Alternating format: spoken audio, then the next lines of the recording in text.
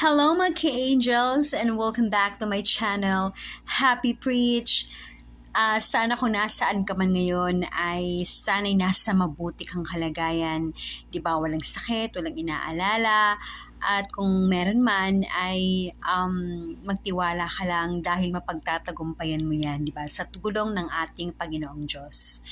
Okay? And gusto ko lamang magpasalamat sa lahat ng mga nag-subscribe sa aking YouTube channel.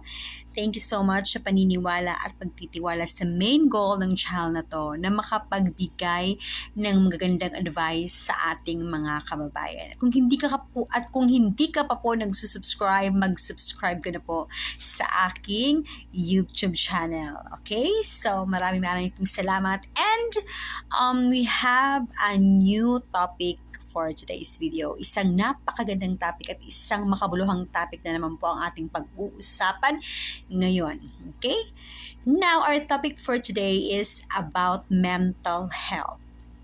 Okay, so alam ko na marami sa inyo dito yung magtataas ng kilay o kaya naman sabihin ng iba na, may ganun pala, totoo pala talaga yan. Kasi may mga tao na hindi naiintindihan ang mental health issues or mental health concerns. Kaya dapat maging educated tayo pagdating sa ganyang mga topic. Kasi naaalala ko noon, meron akong friend na nag-confide sa akin na parang may pinagdadaanan yata siyang depression and anxiety and nagpa-check up siya, nag-inquire siya and yun, parang yung isang clerk doon na babae, pinagtawanan siya or parang inisip siguro sa kanya na parang ano to, bakit ganito pa, nababaliw na siguro to. Kasi merong mga ganoon talaga na tao na pag ganun yung pinag-uusapan, akala nila baliw na.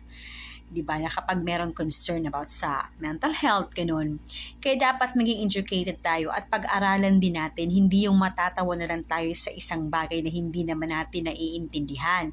Kailangan maging aware muna tayo sa ganoong mga situations, okay, bago natin pagtawanan kasi hindi mo alam kung ano yung magiging epekto nun sa isang tao na sobrang nasad talaga siya na meron na nga siya pinagdadaan ng problema tapos ganun pa yung nangyari sa kanya na pinagtawanan talaga siya.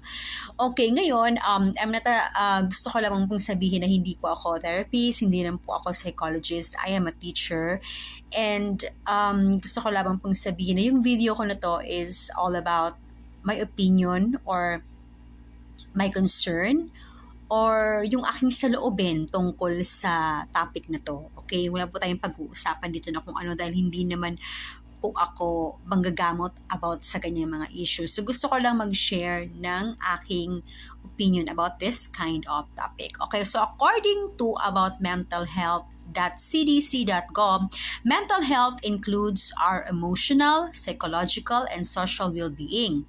It affects how we think, feel, and act. It also helps determine how we handle stress, relate to others, and make health choices. So it's all about emotional and psychological. Okay, kung paano tayo mag-isip, kung paano tayo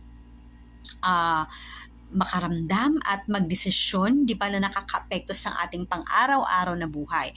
So, meron tayong mga types of mental health issues or mental health concerns. Ito yung mga anxiety, bipolar disorder, eating disorder, depression, and paranoia.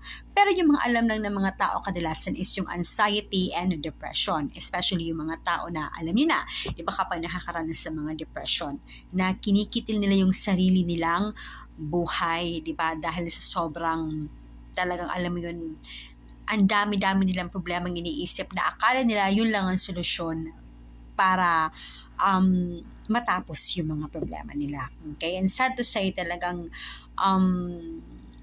nakakapanlumo yung mga ganito talaga na sana maging aware tayo, maging educated tayo at wag basta-basta pagtawanan kundi mas tulungan natin, di ba? At mas makinig tayo sa kanila para mas matuto tayo kung ano talaga yung klaseng issue na to. Okay?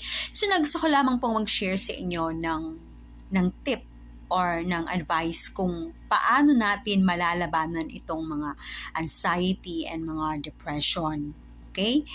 And hindi po ako doktor, so kagaya ng sinabi ko, hindi po ako magre-reseta ng kung ano mga gamot dito, kundi alam mo yun talagang advice lang and motivation and encouragement para maiwasan natin yung ganitong mga topic. Kadalasan kasi ng mga ganitong tao is nalulugmok sila sa problema dahil siguro hindi pa natatapos yung isang problema, hindi pa nasusolusyonan, meron na namang isa hanggang sa hindi na kinakaya ng isip mo, ng utak mo, kung paano ka na magdesisyon, yung nararamdaman mo, naghahalo-halo na, then talagang basta ganun. And gusto ko lamang pong mag-share sa inyo kasi ako nung I think na mga early 20s and 30s, feeling ko nagkaroon din ako ng depression and anxiety.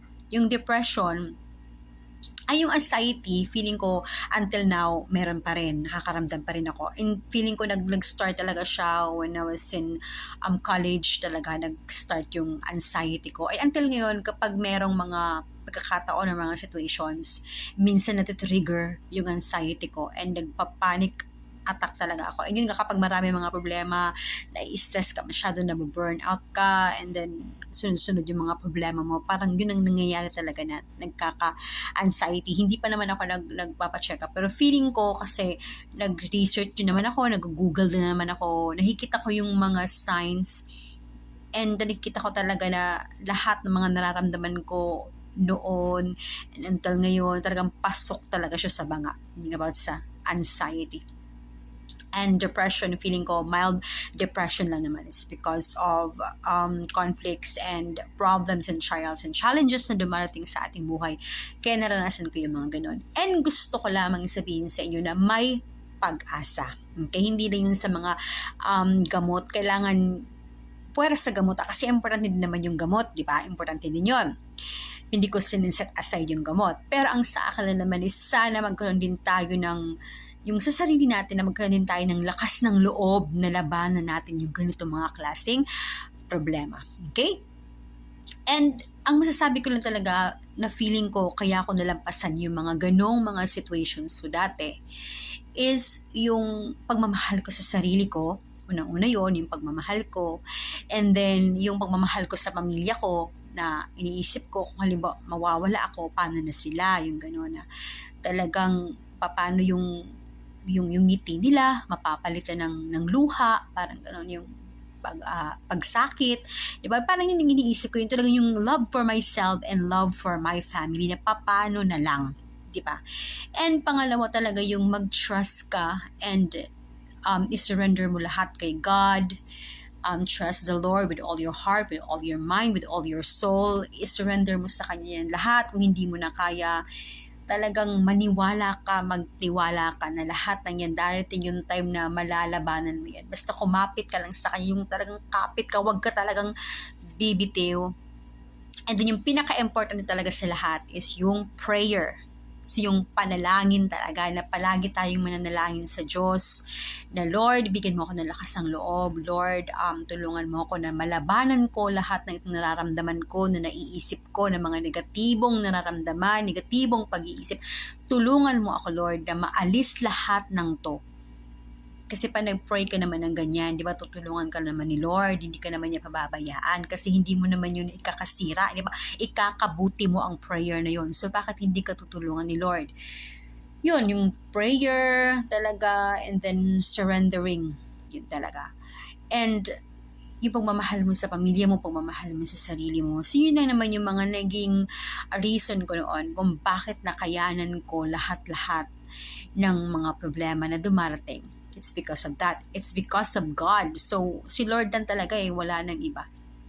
Kaya, kailangan kumapit tayo and tawagin natin siya. Kung ikaw yung tipo ng tao na hindi ka marunong magdasal or may ganun ba, kailangan ba, so pakikinggan niya ba ako kasi makasalanan naman ako. Hindi naman importante kasi wala namang perfecto na tao. Lahat naman tayo nagkakasala and basta ang gawin mo lang is lumapit ka sa Kanya, di ba, with all your heart, with a humble heart, lumapit ka sa Kanya and makiusap ka, mag-pray ka, mag-praise and worship ka, and for sure tutulungan ka ni Lord kasi yung ginagawa mo naman is yung prayer mo naman is para naman sa ikakabuti mo, hindi mo naman sa ikakasama. So yun lang yung tips or advice na masasabi ko sa inyo upang malabanan niyo yung ganitong mga klaseng mental health issues or mental health concerns, di ba? Kasi kay Lord walang imposible. Kaya magdasalan tayo palagi sa Kanya. Okay? So yun lang po. Thank you.